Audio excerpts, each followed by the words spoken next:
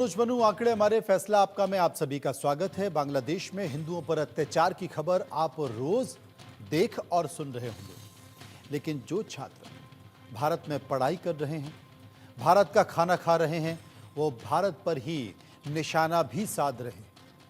ऐसे छात्र एंटी हिंदू और एंटी इंडिया पोस्ट भी लिख रहे हैं। सोचिए इनकी मानसिकता क्या है। बांग्लादेश में तो माहौल खराब है ही, यहां भी माहौल खराब कर रहे हैं। विवादित पोस्ट करने वाले छात्र अलीगढ़ मुस्लिम यूनिवर्सिटी में पढ़ते हैं। इन्होंने पोस्ट में इस्कॉन को कट्टर हिंदू संगठन बताया।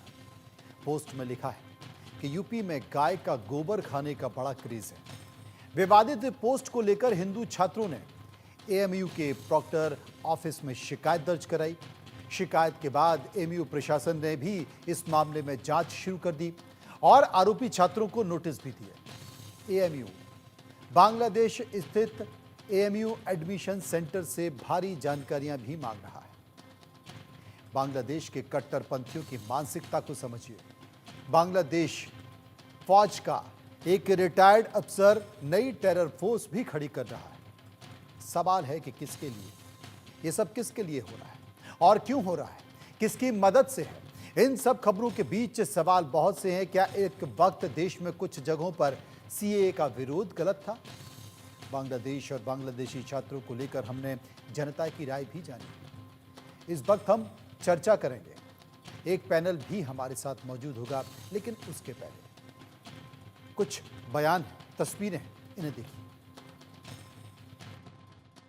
ये हमारे संज्ञान में कल आया है। कल एक स्टूडेंट हैं अखिल कौशल, वो एक कंप्लेन लेके आए थे कि कुछ इसमें अभद्र भाषा का प्रयोग किया गया है कंट्री के ख़िलाफ़ और कुछ कम्युनिटी के ख़िलाफ़।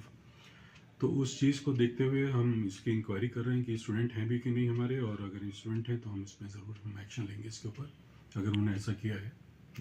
किस तरह की कार्रवाई रहेगी सर, अगर यदि जिस तरीके से उन्होंने कंडक्ट रूल है और उन्होंने लिखा क्या है इस पर डिपेंड करता है, क्योंकि बंगला में लिखा हुआ है तो हम उसको देखेंगे और किस कॉन्टेक्स्ट में लिखा गया है। क्योंकि सोशल मीडिया ऐसा प्लेटफॉर्म है जिस पे हर आदमी बिना सोचे समझे चीज़ों को लिख रहा है, तो जिससे इश्यूज़ क्रिएट हो रहे हैं जो कि नहीं होने चाहिए। और हमारी पूरी कोशिश ये रहेगी कि कोई भी कंट्री के ख़िलाफ़ कोई अगर कोई बात कहता है या लिखता है तो हम उस पर सख्त से सख्त एक्शन लेंगे, और हम कंट्री का और अपनी यूनिवर्सिटी का नाम किसी भी हद तक ख़राब नहीं होने देंगे।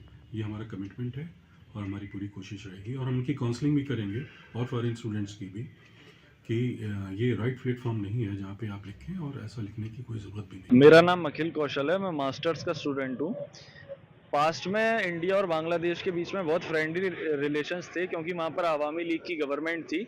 और अब जब वहाँ पर गवर्नमेंट टॉपल हो गई है और इमरजेंसी लग गई थी, तो वहाँ पर अब इंटरिम गवर्नमेंट मोहम्मद यूनिस की जब से बनी है, तो वहाँ पर एंटी इंडिया और एंटी हिंदू जो एक्टिविटीज़ हैं वो बहुत ज़्यादा बढ़ चुकी हैं, और वहाँ पर हिंदूज़ पर बहुत ज़्यादा एट्रोसिटीज़ बढ़ चुकी हैं।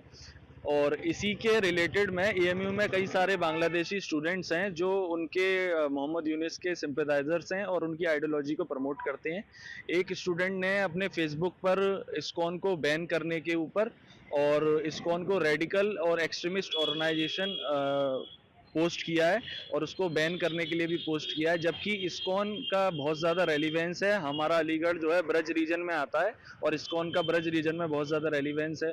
दो और स्टूडेंट्स ने इंडियन जो महिलाएं हैं उन पर बहुत ज़्यादा ऑफेंसिव, वल्गर और बहुत ज़्यादा मतलब जो मैं पब्लिकली नहीं बोल सकता, ऐसी उन्होंने जो है उस पर टिप्पणी करी है। और हमने कल प्रॉक्टर को इसके रिगार्डिंग कंप्लेंट दी है, और सारी जितने भी सपोर्टिंग डॉक्यूमेंट्स हैं उनको एनक्लोज करके हमने एविडेंसेस भी लगाए हैं, और हमने 3 डिमांड्स रखी हैं कि इनका इमीडिएट सस्पेंशन हो।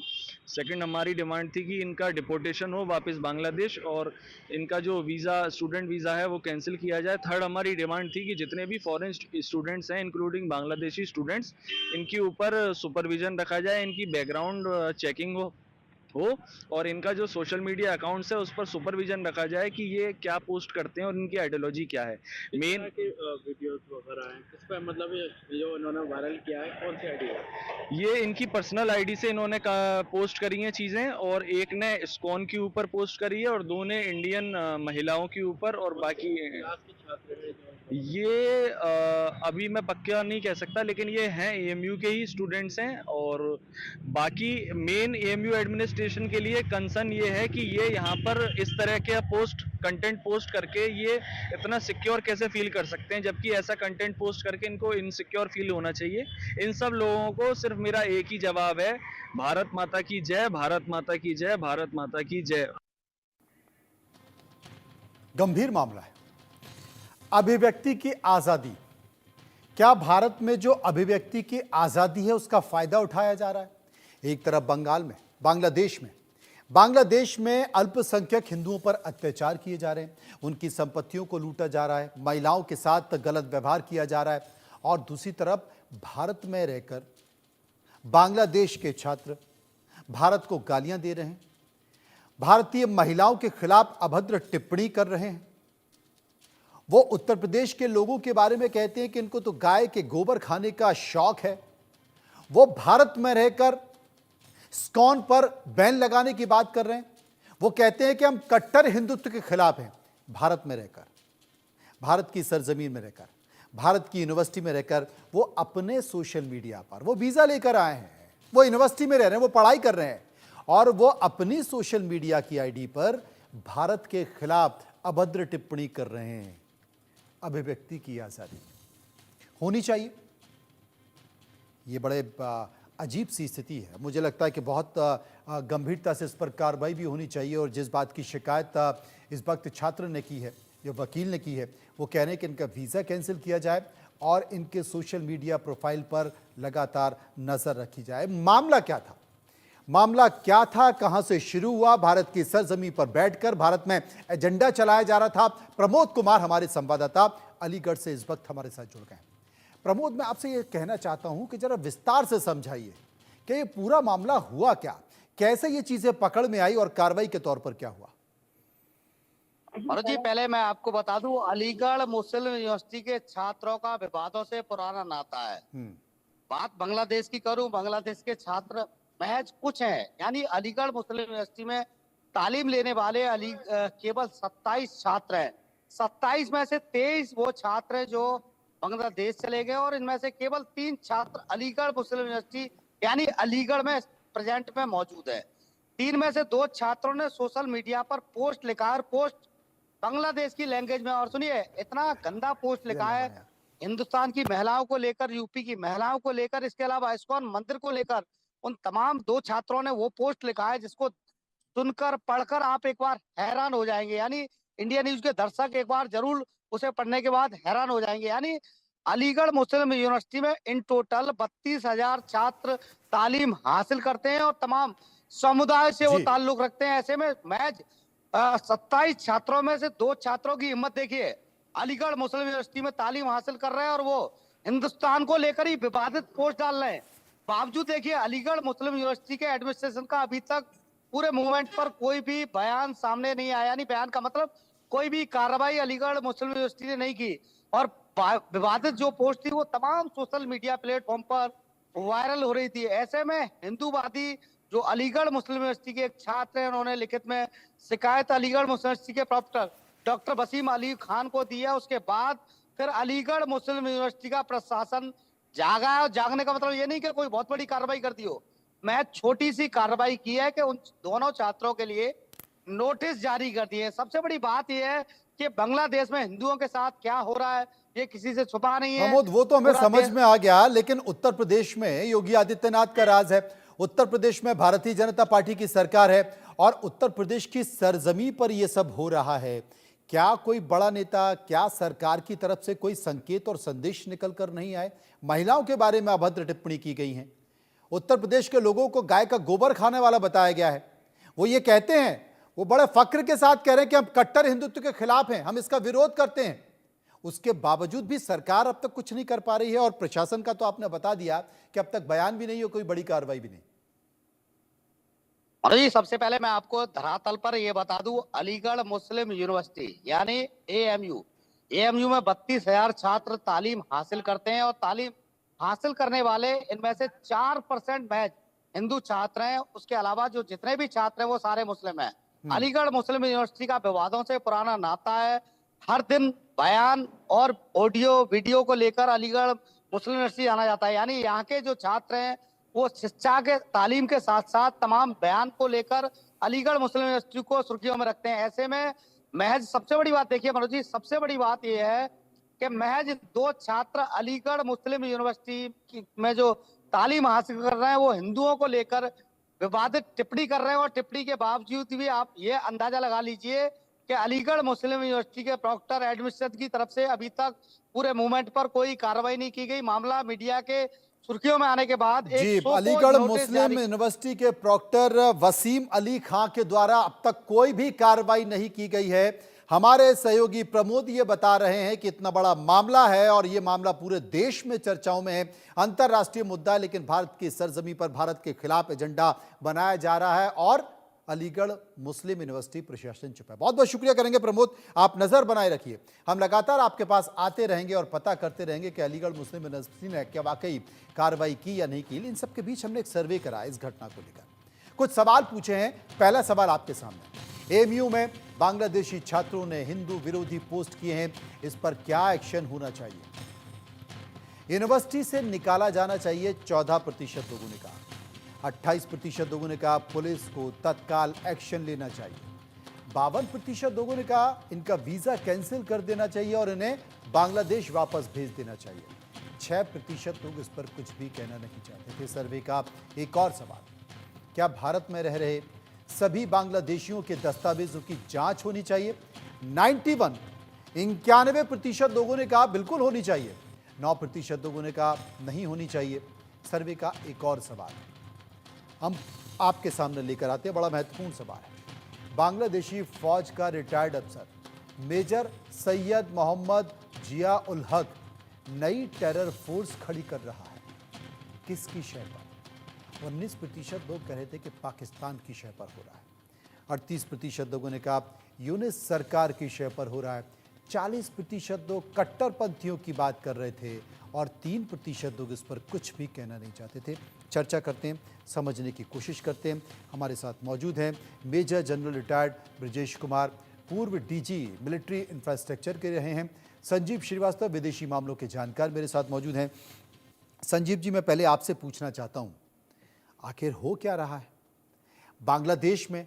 जो कुछ घट रहा है वो सबके सामने, अल्पसंख्यकों पर अत्याचार, हिंदुओं पर अत्याचार हो रहे हैं। भारत की सरकार सख्त शब्दों में, सख्त लहजे में चेतावनी भी दे चुकी है, अंतर्राष्ट्रीय स्तर पर भी आलोचना हो रही है, लेकिन दिया तले अंधेरा तो इसे ही कहते हैं कि भारत की सरजमी में, उत्तर प्रदेश में जहां पर कि योगी राज है, वहां पर अलीगढ़ मुस्लिम यूनिवर्सिटी में बैठकर बांग्लादेश के छात्र जो वहां पढ़ रहे हैं वो भारत विरोधी एजेंडा चला रहे हैं, वो अपने सोशल मीडिया प्रोफाइल पर भारत के खिलाफ अपशब्द का प्रयोग कर रहे हैं और अलीगढ़ मुस्लिम यूनिवर्सिटी प्रशासन कुछ नहीं करता, प्रॉक्टर कुछ नहीं करते हैं, वहां का स्थानीय प्रशासन भी अब तक तो चुप है। क्या कहें? देखिए मनोज जी, अलीगढ़ मुस्लिम यूनिवर्सिटी के अंदर जो ये बांग्लादेश के छात्र हैं, इनके द्वारा जो टिप्पणियां सोशल मीडिया पर की गई हैं वो पूरी तरीके से अनएक्सेप्टेबल है, अस्वीकार्य है और इनके खिलाफ सख्त कार्रवाई की आवश्यकता है।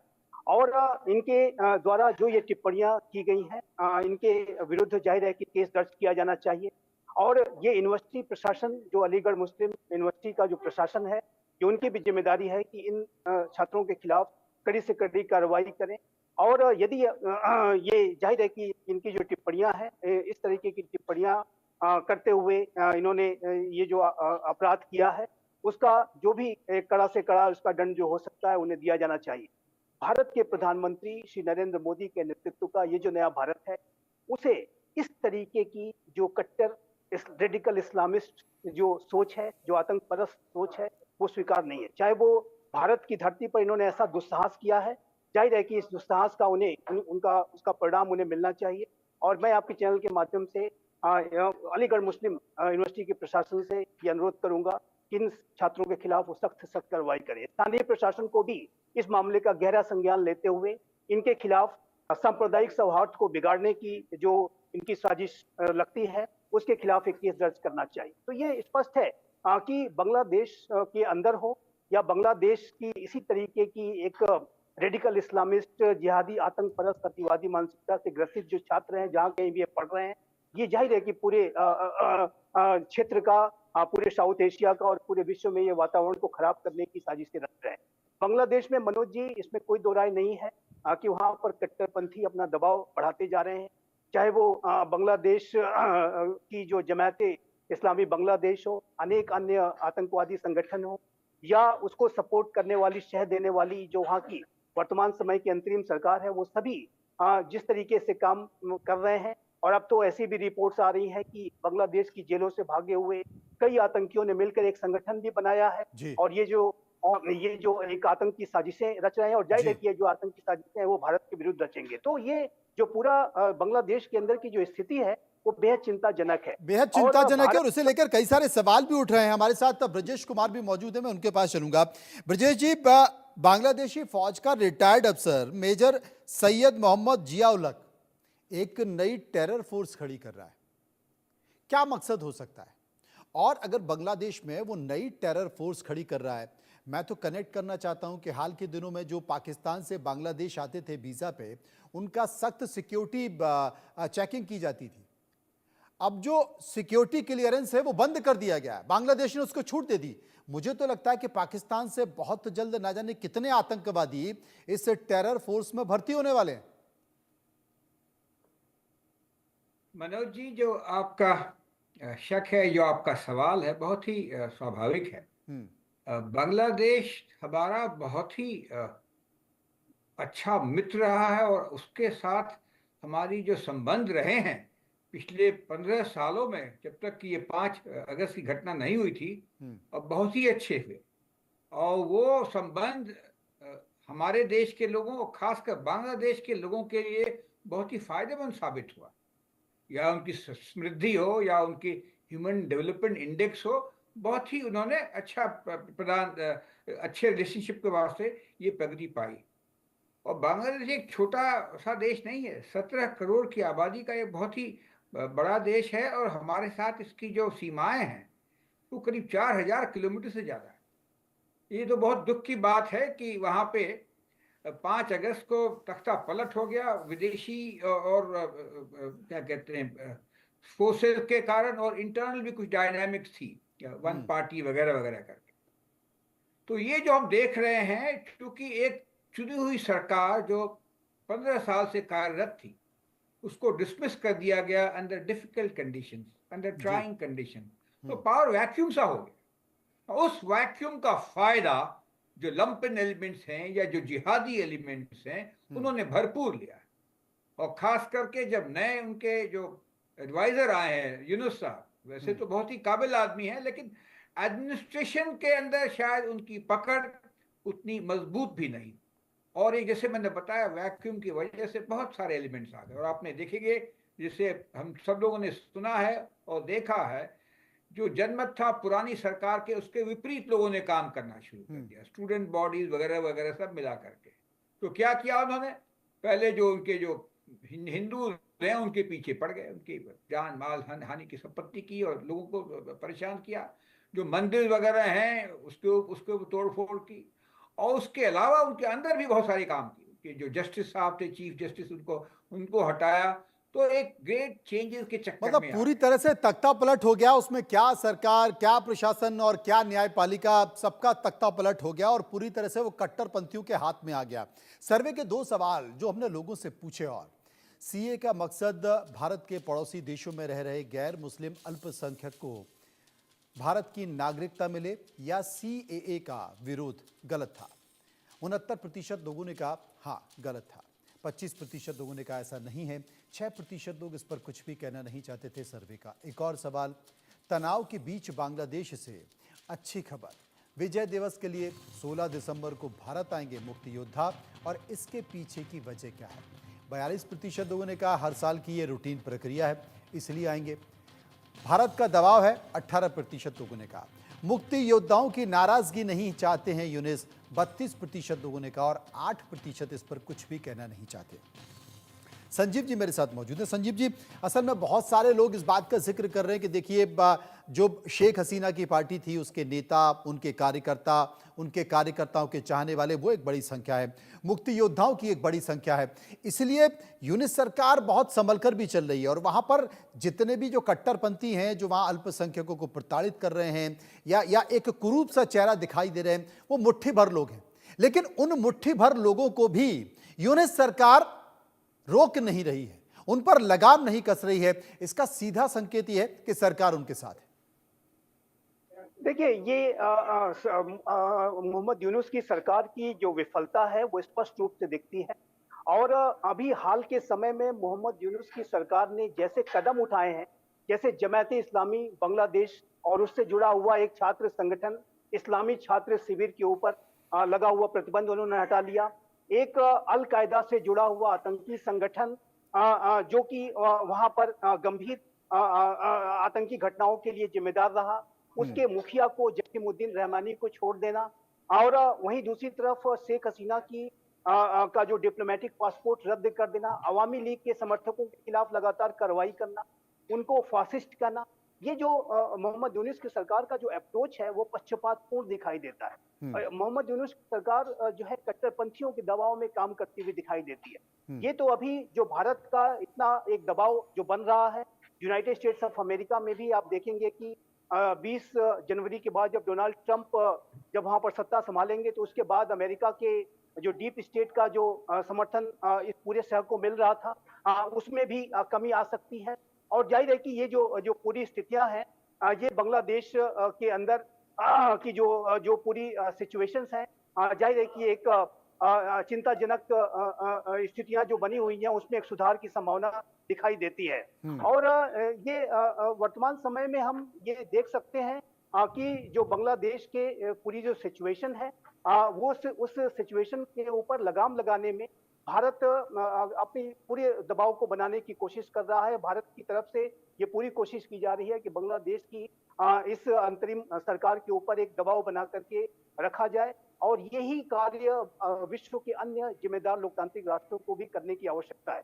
विश्व के जो अनेक जिम्मेदार लोकतांत्रिक राष्ट्र हैं, ये उनकी भी जिम्मेदारी बनती है कि बांग्लादेश में हो रहे मानवाधिकार उल्लंघन की घटनाओं के ऊपर वो अपनी कड़ी प्रतिक्रिया व्यक्त करें और इस मोहम्मद यूनुस की सरकार के ऊपर लगाम लगाने के लिए प्रयास किया। हालांकि भारत ने संकेत तो दिया है, हाल में विदेश सचिव वहां पहुंचे थे, उन्होंने कहा तो है, दबाव बनाया तो है, लेकिन इसका असर उस तरीके से दिखाई नहीं देता। ब्रजेश जी मेरे साथ मौजूद हैं।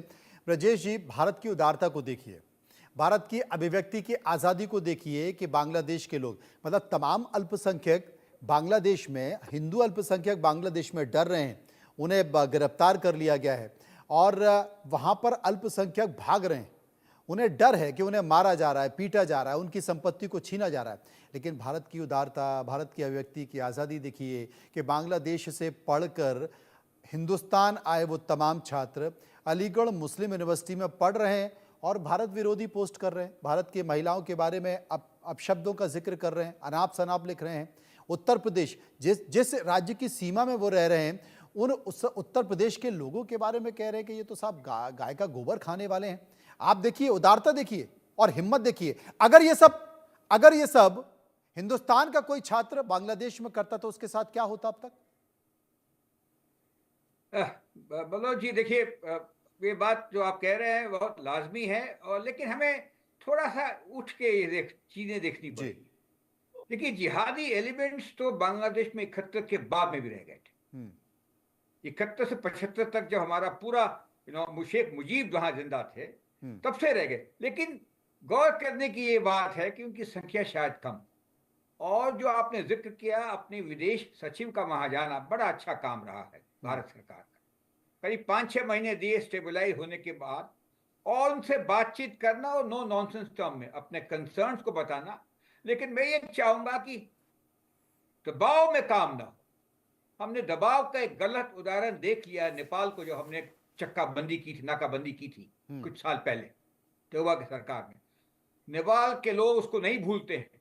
उसी तरीके से बांग्लादेश के लोगों से हमारी कोई दुश्मनी नहीं, तो हम ऐसा कोई कदम ना उठाएं कि उन्हें लगे कि हम उनको दबा रहे हैं। ये हमको पता है कि उनको हमारे बिना और हमको ना, ज्यादातर उनको हमारे बिना उनका काम नहीं चलेगा। उनकी इकोनॉमिक प्रगति, उनका एनर्जी रिक्वायरमेंट, उनकी ट्रांसपोर्टेशन रिक्वायरमेंट, सब कुछ हमारे साथ है। यहाँ तक कि उनकी जो ऑटोमोबाइल क्या कहते हैं टेक्सटाइल सेक्टर है, वो भी हम बहुत क्लोजली जुड़े हुए हैं आपस में, कम्युनिकेशन वगैरह भी। तो ये सब चीज़ों को बताना पड़ेगा, और ये भी उनको पता है कि भारत के साथ अच्छे संबंध के कारण ही उनकी जो आर्थिक प्रगति हुई थी, हमारे से आगे निकल गए थे। अगर प्रो डेटा देखेंगे 2010 से 2018-19 तक, जब तक कोविड ने उनको तंग नहीं किया था, उनकी जो एवरेज इनकम पर कैपिटा आगे निकल गई थी। तो इन सब चीज़ों का सहारा देना पड़ेगा। ये ट्रिकी विषय है। बांग्लादेश की 90% चौहद्दी बाउंड्री हमारे साथ में है, हमारे लिए सेंसिटिव है। तो हमको एक बड़े देश के नाते, बड़े नेबर के हिसाब से संभल कर काम करना पड़ेगा। ये बड़ी बात आप कर रहे हैं ब्रजेश जी। मेरे साथ संजीव जी मौजूद हैं। संजीव जी, अभी तक बहुत सारे लोग, चाहे वो आर्थिक मामलों के जानकार हों, विदेश मामलों के जानकार हों, वो सभी ये कह रहे हैं कि एक सख्त संदेश देना होगा। लेकिन ब्रजेश जी ने कहा है कि नेपाल में हमने देख लिया, नेपाल में जो हमने नाकेबंदी की और चक्काबंदी की, उसका असर ये है कि नेपाल की जनता के दिलों में भारत को लेकर एक अजीब सी स्थिति हो गई, नफरत सी हो गई। इसलिए हमें मुट्ठी भर लोगों से ज़्यादा बांग्लादेश की एक बड़ी आबादी को देखना होगा, उसे समझना होगा। हम ऐसा कोई फैसला ना लें कि बांग्लादेश के लोगों के दिलों में जो भारत का मान सम्मान है वो खत्म हो जाए और पूरा बांग्लादेश भारत के खिलाफ खड़ा हो जाए। क्या सहमत हैं आप? जी, मैं बिल्कुल सहमत हूं, और मैं मानता हूं कि भारत की जो सरकार है वो बांग्लादेश के संदर्भ में एक संतुलित, विवेकपूर्ण, बुद्धिमत्तापूर्ण, जिम्मेदारी भरे अप्रोच के साथ कार्य कर रही है। और भारत की जो सरकार है वो बांग्लादेश के साथ एंगेज कर रही है। हमारे विदेश सचिव श्री विक्रम मिश्री ने वहां पर इसी अप्रोच के साथ यात्रा की, और सभी के साथ उन्होंने जाहिर है कि बांग्लादेश का जो की अंतरिम सरकार के साथ उन्होंने एक सकारात्मक संवाद किया है, एक सकारात्मक मैसेज दिया है।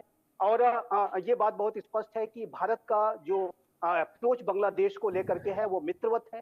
और भारत और बांग्लादेश के लोगों के बीच के जो पीपल टू पीपल कनेक्ट है वो बहुत ही स्ट्रांग है, रोबस्ट है, और उसको ये जो कट्टरपंथी है वो हिला नहीं सकते।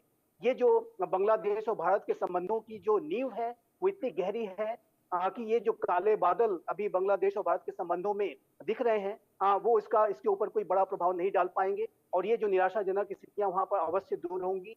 इसी अप्रोच के साथ भारत कार्य कर रहा है। लेकिन इतना कहने के बाद मनोज जी, मैं स्पष्ट रूप से ये कहना चाहता हूँ कि भारत के प्रधानमंत्री श्री नरेंद्र मोदी के नेतृत्व का ये जो नया भारत है उसे बांग्लादेश के हिंदू कम्युनिटी पर कट्टरपंथियों के द्वारा जो हमले किए जा रहे हैं वो बर्दाश्त नहीं होंगे। जो आतंकी साजिशें की जा रही हैं, आज आप जानते हैं कि आज का जो नया भारत है वो आतंकवाद के विरुद्ध जीरो टॉलरेंस की पॉलिसी पर चलता है, और आतंकवाद के खिलाफ हम सख्त से सख्त कार्रवाई करते हैं। यदि बांग्लादेश की टेरिटरी से भारत के खिलाफ किसी तरीके की आतंकी घटना की गई तो बांग्लादेश के इन आतंकवादी संगठनों को, कट्टरपंथियों को ये समझ लेना चाहिए और याद रखना चाहिए कि ये जो नया भारत है उनके खिलाफ कड़ी से कड़ी, कठोर से कठोर कार्रवाई कर सकता है। और वहां पर हिंदू कम्युनिटी के ऊपर हो रहे हमलों को भी यदि उन्होंने आगे जारी रखा तो हमारी जो कार्रवाई होगी, मनोज जी, मैं स्पष्ट रूप से कहना चाहता हूँ, हमारा ये जो कम्युनिकेशन बहुत स्पष्ट होना चाहिए कि हम अगर कोई कठोर कार्रवाई करने पर विवश होते हैं तो वो कार्रवाई कट्टरपंथियों के खिलाफ होगी, आतंकपरस्त ताकतों के खिलाफ होगी, न कि बांग्लादेश के लोगों के खिलाफ होगी। ये मैसेज बहुत ही लाउड एंड क्लियर है। ये मैसेज बहुत साफ है। कुल मिलाकर इंतजार करना होगा कि सरकारों की तरफ से जो प्रयास किया जा रहा है क्या उसका असर हो रहा है। और ये भी बहुत बड़ी बात है कि जल्दबाजी में इसीलिए इसे डिप्लोमेसी कहते हैं, कूटनीति कहते हैं, कि जल्दबाजी में कोई ऐसा कदम ना उठा लिया जाए कि अगर धागा टूट गया तो फिर गठान लग जाती है, और गठान लग गई तो वो साफ तौर पर चुभती भी। बहुत बहुत शुक्रिया करेंगे संजीव जी का, शुक्रिया हम करेंगे ब्रजेश जी का, जो इस पूरे मामले पर विस्तार से चर्चा कर रहे थे, ये बताने की कोशिश भी कर रहे थे। लेकिन इन सब के बीच अलीगढ़ में जो घट रहा है वो बहुत ही चिंताजनक है। अलीगढ़ प्रशासन को इस मामले पर गंभीरता से विचार करना चाहिए, और अलीगढ़ पुलिस प्रशासन को भी कार्रवाई करनी चाहिए। एक सख्त संदेश देना चाहिए कि भारत की सरजमी पर हैं तो आप भारत का अपमान नहीं कर सकते, भारत की महिलाओं के खिलाफ अभद्र टिप्पणी नहीं कर सकते, आप भारत और उत्तर प्रदेश के लोगों के बारे में ऐसा नहीं कर सकते कि आप कुछ भी लिख दें और हिंदुस्तान में आप शिक्षा ले रहे हैं और शिक्षा ले रहे हैं तो फिर शिक्षा के तौर पर लीजिए, कोई भी गलत संदेश मत दीजिए, क्योंकि अगर गलत संदेश देंगे तो फिर कुछ गलत भी हो सकता है।